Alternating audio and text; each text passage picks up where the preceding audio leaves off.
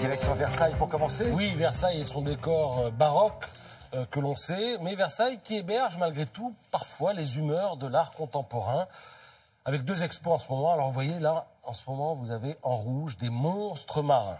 Et si vous regardez de près, vous allez voir que ces monstres sont tout simplement des poubelles triturées, coupées, déformées et, à l'arrivée, fondues. Voilà, c'est une œuvre d'art signée Anita Molinero dans les jardins du parc de Versailles. Et puis alors, dans le même genre, dans le bosquet de la Colonnade, l'artiste Sheila Hicks a tressé une couronne de branches mortes autour de son totem de ruban bleu. Voilà, l'art moderne et dans les jardins de Versailles. Oui, parfois, c'est un peu surprenant. Ça peut surprendre, absolument. Toujours dans le Figaro, une interview sympa ce matin de MC Solar. Alors, vous savez qu'il a sorti récemment un titre, Sonotone, qui cartonne et qui est le prélude à l'album intitulé Géopoétique. On retrouve l'amoureux des mots. Ça fait quand même 10 ans qu'il avait en quelque sorte disparu. Et il le dit ce matin dans le Figaro. Je m'étais dit que j'allais arrêter 4 ans, ce qui est énorme. Et à l'arrivée, je me suis arrêté 8 ans.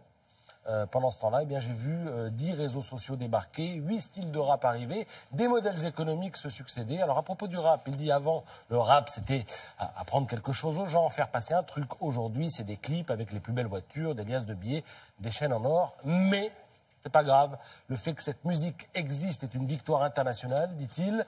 Le rap est intégré, ça tombe bien. Mon combat, c'était de ne pas être intégriste. Voilà, on retrouve encore là l'amoureux des mots.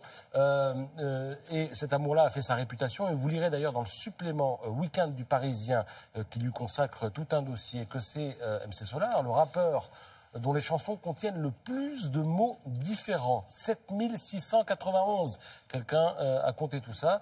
Et ce qui le différencie des autres aussi, c'est qu'il ne parle jamais de lui. C'est-à-dire comme Gainsbourg avec son poinçonneur Dalila, il emploie la première personne du singulier. Il dit « je », mais il se glisse dans la peau des autres. Un coup c'est un gangster, un coup c'est un banquier, un coup c'est autre chose. Dans le magazine Beaux-Arts, on se consacre à la beauté, et notamment aux îles du futur.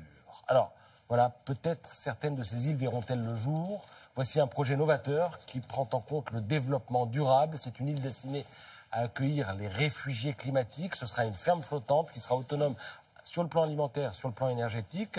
Ce projet a gagné un concours, celui de la Fondation Rougerie, qui souvent s'attelle à primer des bâtiments qui pensent au développement durable.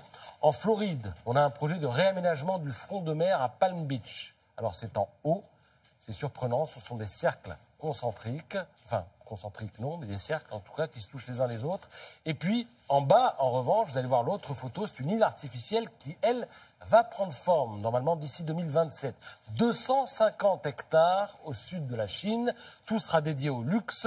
Il y aura un hôtel, un parc à thème, un port de plaisance, un centre commercial. Et cette île donc devrait émerger au large de la Chine, du sud de la Chine, en 2027. Merci Patrice. On vous retrouve demain pour Télématin, pour la presse des magazines.